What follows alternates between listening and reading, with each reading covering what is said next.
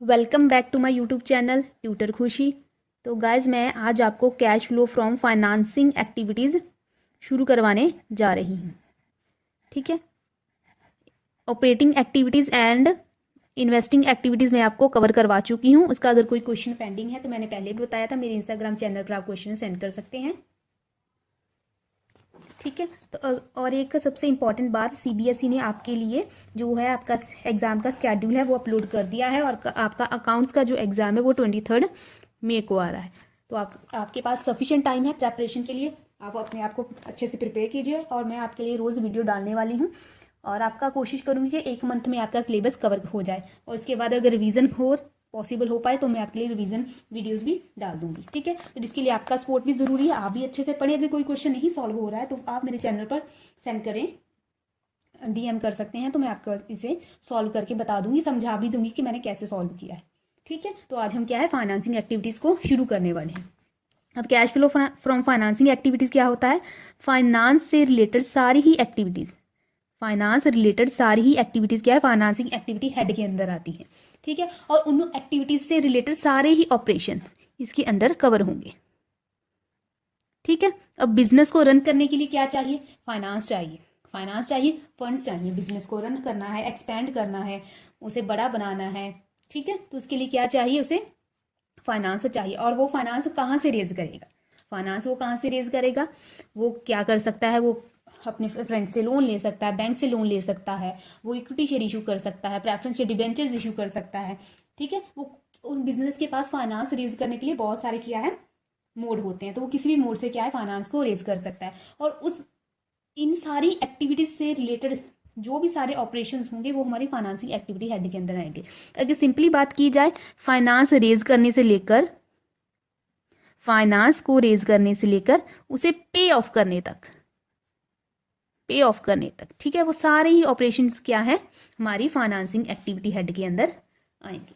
ठीक है, अब बिजनेस के पास फाइनेंस रेज करने के लिए क्या क्या मीन है?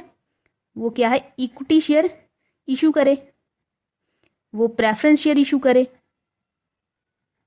वो क्या है डिबेंचर्स इशू करे, या फिर वो लोन ले।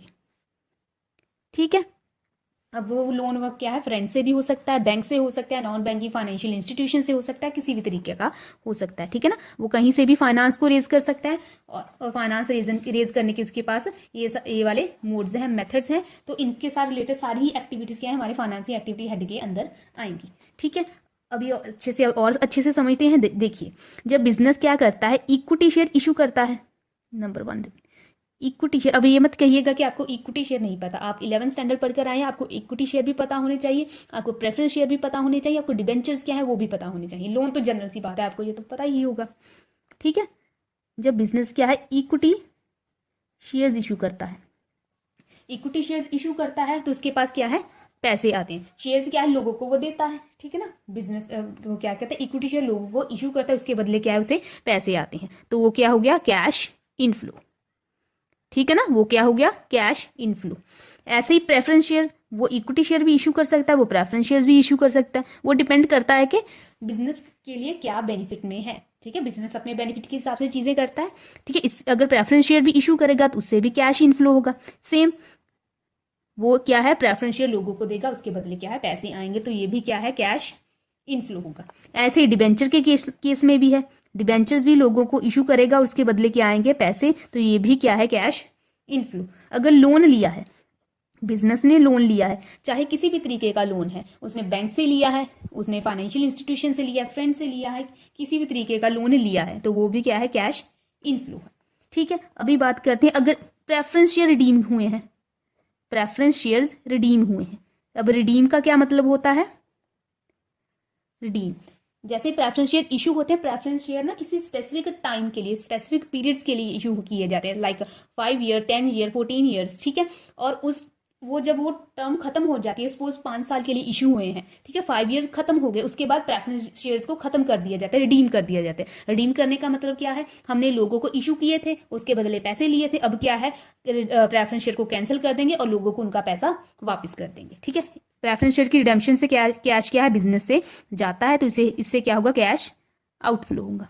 ठीक है, जब इशू करते हैं तो पैसे बिजनेस में आते हैं, जो रिडीम करते हैं मतलब प्रेफरेंस शेयर कैंसिल कर रहे हैं, खत्म कर रहे हैं। जब खत्म कर रहे हैं तो उसके लिए पैसे लोगों को उनके वापस कर दिए जाते हैं, तो कैश क्या होगा, बिजनेस से बाहर जाता है, तो वो क्या है, कैश आउटफ्लो। ऐसे ही डिबेंचर की रिडेम्पशन पे भी होगा। डिबेंचर्स भी क्या है, एक स्पेसिफिक पीरियड के लिए इशू किए जाते हैं। ठीक है, स्पेसिफिक पीरियड के लिए इशू किए जाते हैं, जब वो टाइम इलैप्स हो जाता है, खत्म हो जाता है, डिबेंचर्स को भी खत्म कर दिया जाता है और पैसे लोगों को उनके वापस कर दिए जाते हैं। इससे भी क्या है, कैश आउटफ्लो होगा। अब 7 जो है, इसकी बात है लोन। लोन जब रेज करते हैं तो पैसे बिजनेस में आते हैं। जब लोन को रीपे किया जाता है, रीपे मतलब वापस भी तो करना है, लोन लिया है, ठीक है, तो उसमें क्या होगा, पैसे बिजनेस से जाएंगे, तो वो भी क्या है, कैश आउटफ्लो। ठीक है, अब लोन रेज किया तो पैसे आएंगे, कैश इनफ्लो। लोन रीपे किया तो पैसे जाएंगे, तो वो क्या है, कैश आउटफ्लो है। ठीक है, अभी क्या है, अब हमने प्रेफरेंस डिविडेंड दिया है। प्रेफरेंस डिविडेंड हम किसको देते हैं, प्रेफरेंस शेयर होल्डर्स को देते हैं। प्रेफरेंस डिविडेंड हम किसे देते हैं, प्रेफरेंस शेयर होल्डर को देते हैं, जिसने हमारे प्रेफरेंस शेयर ऑक्यूपाई किए होते हैं। ठीक है, डिविडेंड क्या होता है, प्रॉफिट का एक छोटा सा हिस्सा होता है। अगर बिजनेस ने प्रॉफिट ज्यादा अर्न किया है तो प्रॉफिट का छोटा सा हिस्सा हम क्या है, शेयर होल्डर्स को देते हैं, उसे हम क्या है, डिविडेंड बोलते हैं। ठीक है, तो प्रेफरेंस शेयर होल्डर्स को उनका डिविडेंड दिया जाता है।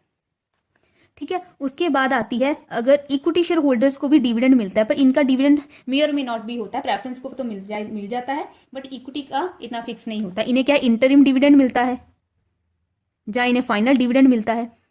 ठीक है, जो भी मिलता होगा, पर डिविडेंड मिलता है इक्विटी शेयर होल्डर्स को मिलता है, पर देता कौन है, बिजनेस देता है, तो ये भी क्या है, कैश आउटफ्लो है।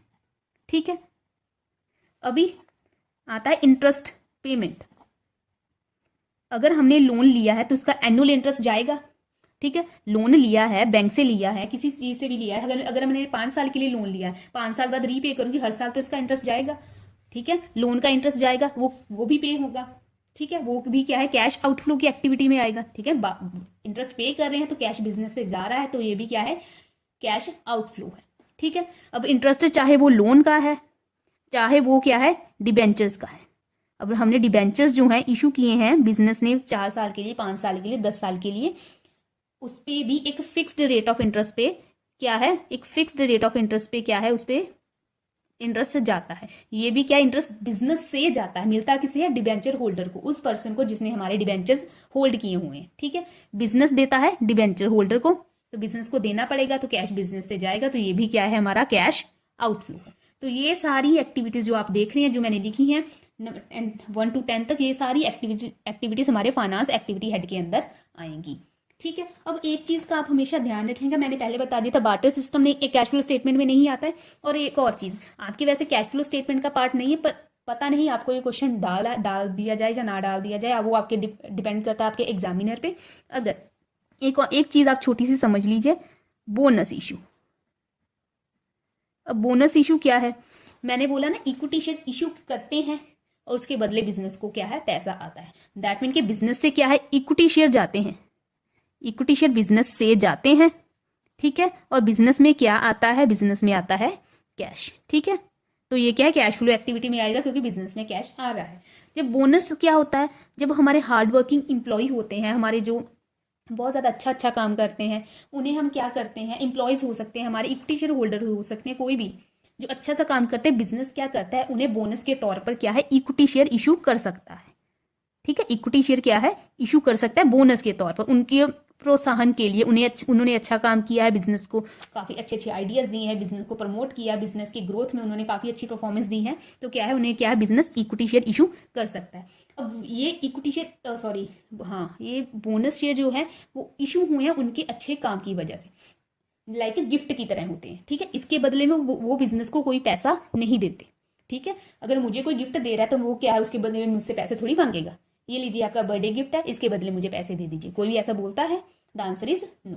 ठीक है, ये एक गिफ्ट की तरह होते हैं जो बिजनेस उन्हें देता है, तो इसके बदले में पैसे नहीं लिए जाते। तो बोनस शेयर जो विदाउट कैश इशू होते हैं, तो इसे भी हम कैश फ्लो स्टेटमेंट में इग्नोर करेंगे, पर इनकी नॉर्मल जर्नल एंट्रीज होंगी, जो हमारे जर्नल में होती है, लेजर में होती है, ट्रायल में होती है, फाइनल अकाउंट्स में होती है, उसकी नॉर्मल जैसे चलता है वैसे ही होगा। बट कैश फ्लो स्टेटमेंट में क्या है, हम बोनस इशू को इग्नोर करेंगे, इन्हें इग्नोर करेंगे, क्योंकि बोनस इशू करने से हमें कोई भी पैसा बिजनेस में नहीं आता। शेयर जरूर जाते हैं, इक्विटी शेयर तो जाते हैं, बट इसके बदले में कोई पैसा आता नहीं, इसलिए क्या है, वो कैश फ्लो एक्टिविटी हेड के अंदर नहीं आएंगे। तो मैंने आपको ये समझा दिया है कि cash flow from financing activities.